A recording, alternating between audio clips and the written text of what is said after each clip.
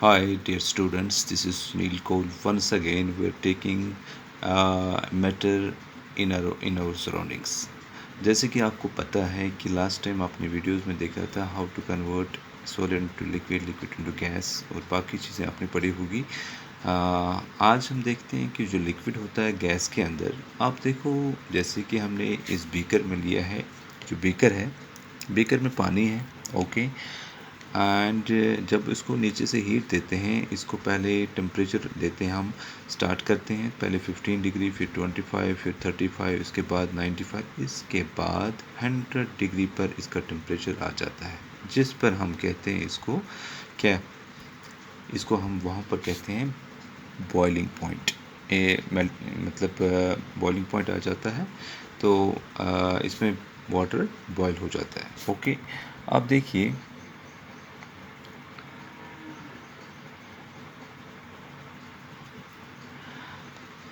अब ये जो इसमें जब 100 डिग्री पर आ जाता है, then it converts into the vaporization. आप देखते होंगे ये पानी कहाँ जाता है, वायु, ये पानी जाता है वेपर्स में, और इसका टेम्परेचर जो वेपर्स का होता है वो भी स्टीम में हो जाता है, वो भी मतलब 100 डिग्री से करीब हो जाता है। अब ये जो वाटर्स कन्वर्ट होता है into vapour, this is to be called the boiling point, यानी कि इसको हम कहते हैं बॉइलिंग पॉइंट, ओके। अब इसके आगे देखते हैं हम, फॉर एग्ज़ाम्पल अब लिक्विड को गैस में हम करते हैं तब्दील, टेम्परेचर देते हैं। इसका पहले एसआई यूनिट जो है, जो इसका यूनिट हम लेते हैं केल्विन, जो इसका हम मतलब एसआई यूनिट लेते हैं, हर एक का अपना होता है, जैसे मतलब बाकियों का ऐसा यूनिट होता है इस तरीके से इसका भी ऐसा यूनिट होता है, हम केल्विन में मेजर करते हैं इसको। तो इसको हीट देखिए, अब यहाँ पर क्या है, the amount of the heat, जो हम amount of heat energy required होती है to change 1 kilogram of water into the gas, उसको हम कहते हैं लेटेंट पॉइंट, यानी कि लेटेंट फ्यूजन। उसमें एक चेंज होती है, that type of change is called the latent fusion, कि उस कन्वर्शन को जो मतलब वाटर को तब्दील करता है इनटू द वेपर्स, उसको हम कहते हैं लेटेंट चेंज ऑफ फ्यूजन, यानी कि लेटेंट हीट फ्यूजन, ठीक है।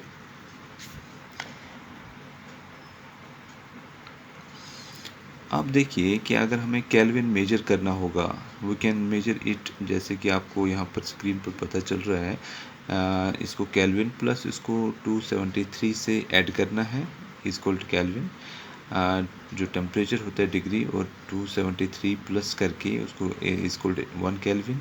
अब 0 डिग्री का केल्विन ले लेंगे, जैसे हम 0 डिग्री पर लेते हैं, जैसे आइस कन्वर्ट होता है वाटर में, तो उसको हम 0 डिग्री पर केल्विन ले लेंगे, वो 273 केल्विन होता है। 100 डिग्री पर ले लेंगे, वो होता है 373, और 50 पर ले लेंगे, वो हो गया 50 प्लस 0 का जो है 273। तो इस तरीके से हम मेजर करते हैं केल्विन का, ठीक है। तो वी गेट 323 केल्विन्स। इस तरीके से हम केल्विन मेजर करते हैं। इसका फॉर्मूला टेम्परेचर जो डिग्री है और 273 इज कॉल्ड केल्विन, ठीक है। 0 डिग्री का केल्विन जो हमने पहले कहा था, उसको हम 273 केल्विन से ले लेंगे। इस तरीके से आगे भी लेते हैं। अब देखिए क्वेश्चन आता है, which has more kinetic energy. Kinetic energy तब होती है जब एक पार्टिकल्स को हम हीट अप करते हैं। 100 डिग्री वाटर को ज़्यादा एनर्जी है काइनेटिक एनर्जी, या 100 डिग्री स्टीम को। अब वाटर को उस पर ज़्यादा होती है या स्टीम को?